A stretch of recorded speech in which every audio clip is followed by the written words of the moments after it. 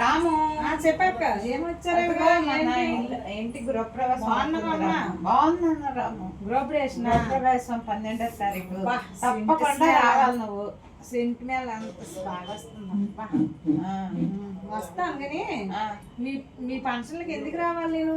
ఎందుకు రావు? ఏమైంది? ఎందుకు రావు? ఎందుకు రానంటావా? మీ మరిది పెళ్లికి వచ్చాను. అవును. మీ ఆడపడి పెళ్లికి వచ్చాను. అవును. మీ అక్క పెళ్లికి వచ్చాను. అందరి పెళ్లికి వచ్చాను. లాస్ట్ మీ బాబు బర్త్డేకి కూడా వచ్చాను. అవును వచ్చావు, కాదనలేదే. 990 రూపాయలు వేసాను. అవన్నీ పంపించి నేను వస్తాను. ఫోన్ పే చేసి.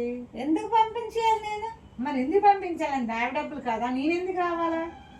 అరే ఆ డబ్బులు పంపించేస్తా వస్తావా? డబ్బులు పంపించి నేను వస్తాను. నువ్వు రావద్దు, నేను డబ్బులు పంపించను. మరి ఏదో అభిమానంగా పిలిచాను, రాను. నేను డబ్బులు పంపించి మాకు ఈ రోజు నుంచి ఊరు చుట్టారకాల మంది మీ ఊర్లు మీరు ఉండొచ్చు, మా ఊర్లు అలా కాదులే కానీ రా నీ డబ్బులు ఫోన్ పే చేసేస్తాను. అప్పుడు మళ్ళీ వదులుకోలేను కదా. ఫంక్షన్లు అయిన దాకా మీరు వేసిన దాకా అప్పుడు నేను మళ్ళీ వేస్తావా అంతవరకు?